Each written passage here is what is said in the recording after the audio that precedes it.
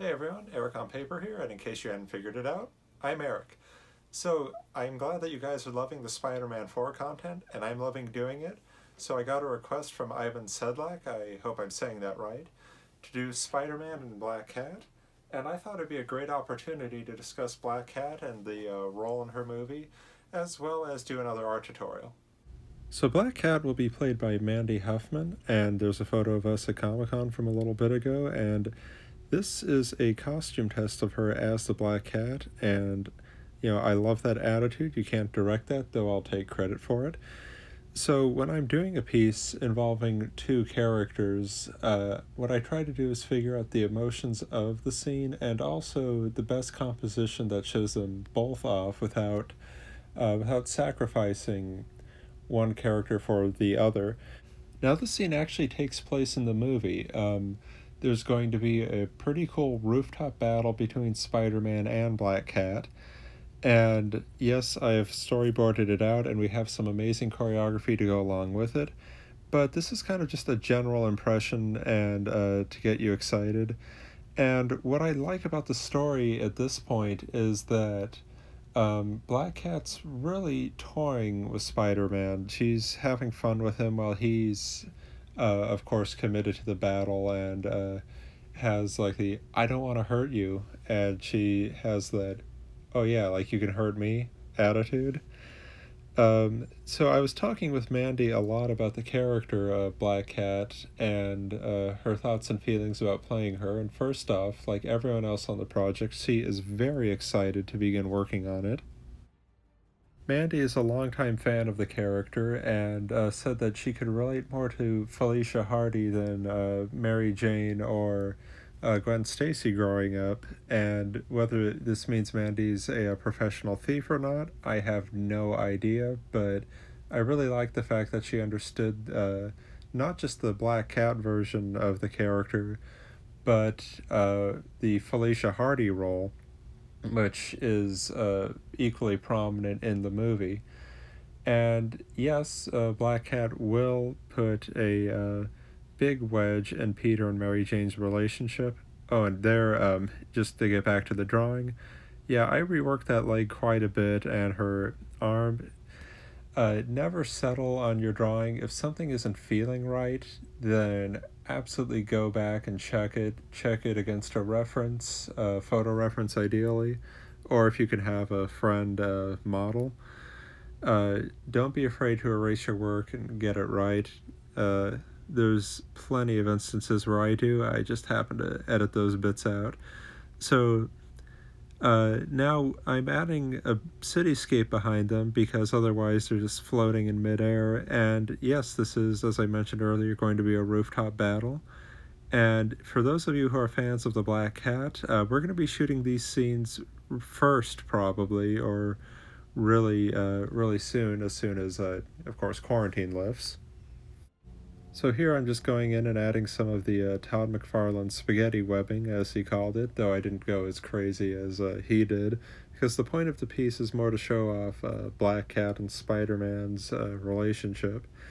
And at least at the start of the film, of course, they will team up a bit towards the end, but I'm not going to tell you why or how. I'm just really looking forward to filming that scene. And then I'm just going in adding costume details and highlights. And this costume I'm drawing for the Black Cat is what we are going to use for the movie. The concept art is really cool, and I cannot wait for you all to see it.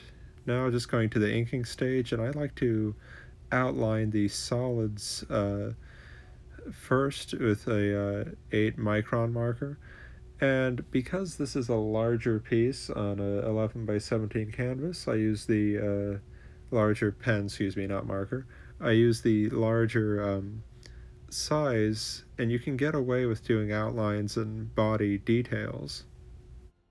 And the other thing, too, to get back to the movie, is that Felicia Hardy slash Black Cat is completely her own character. I didn't want to make her just a one note siren or her only goal to be causing Peter and Mary Jane tension by introducing her. Black Cat has her own story and is a fully realized character, and I really like that. And Mandy is looking forward to exploring every aspect of the character quite a bit. And I have every confidence that she is going to be the probably the definitive Black Cat. Now, looking at the series as a whole, this would be the first time that we've seen Black Cat in a live action property for Spider Man in either the Raimi or Sony or the Amazing Spider Man series or the Marvel movies. I mean, I think we have seen Felicia Hardy appear, but never the Black Cat. So I am looking forward to both of those aspects. And I will say that as much as I love drawing, inking buildings and going over lines is the most tedious aspect because it's one, if you get it wrong, you'll see it and everyone's going to know. But drawing and filmmaking have a lot in common. Namely, if you rush through it, it's going to show up and you're going to be cheating your audience with a sloppy job as well as yourself. So that's why I spent a lot of time on this piece, especially with the background. And the only thing more tiresome than that for me is drawing a Spider-Man's webbing, which I hope to get right. But I'm just going in here using a large Sharpie marker to fill in the majority of it because I don't want to waste a good or fine detail pen on large surfaces or black areas. Now, how are we progressing with the movie in terms of us all being in quarantine and lockdown?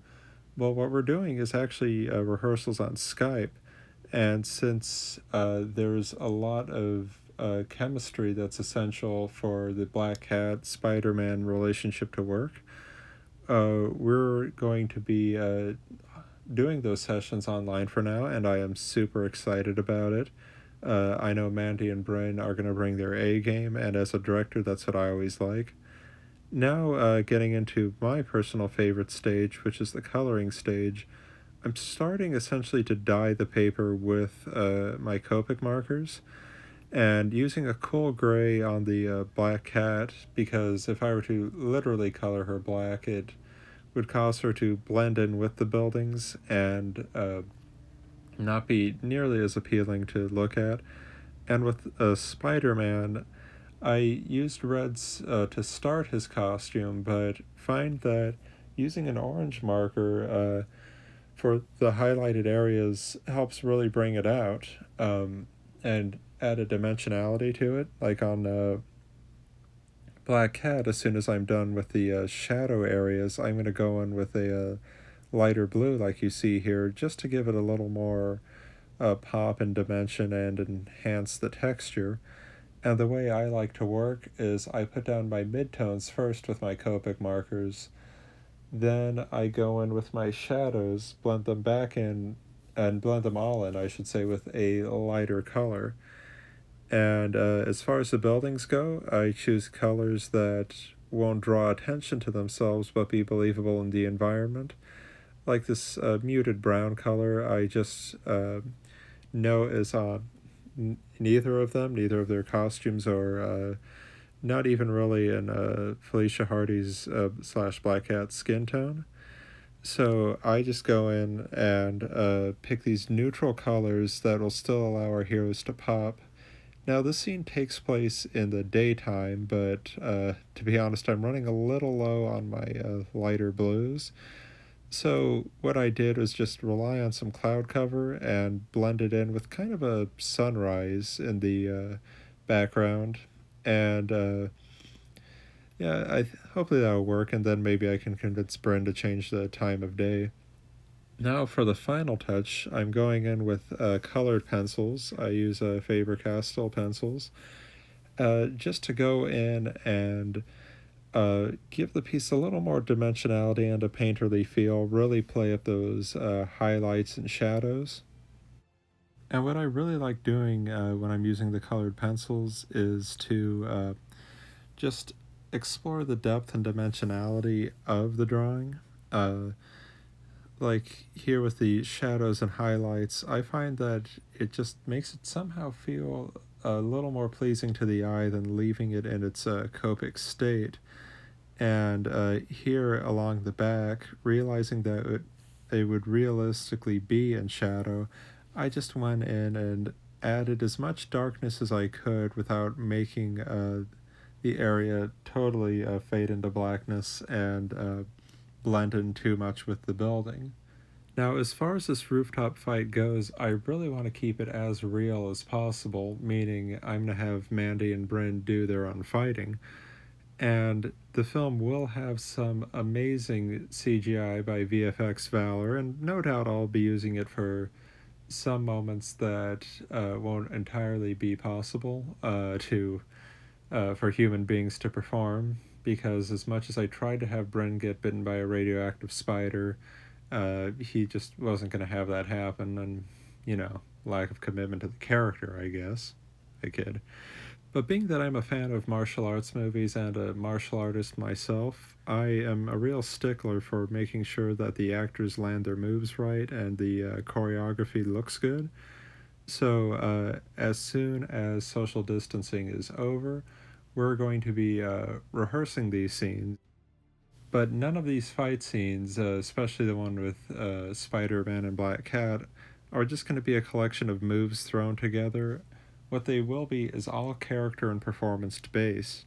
Now, Mandy and I are going to be figuring out exactly how Black Cat moves, and the audience is familiar with the way that Sam Raimi had Spidey move and fight throughout the series, so we're going to be true to that. And one of the main things I do whenever I'm planning, especially a fight scene for this movie, is I reference comic books. Meaning, how did the artist draw these characters posing for their strikes, for their blocks, for their dodges, and that is going to be the basis for our choreography, and that is the finished piece of the art. Well, this piece was a lot of fun to do. Thanks, Ivan, for the idea. And I'm going to be doing a lot more Spider Man 4 content and giving out as much info as I can about the movie without spoiling it for you all. So stay tuned, like and subscribe, and keep telling your stories.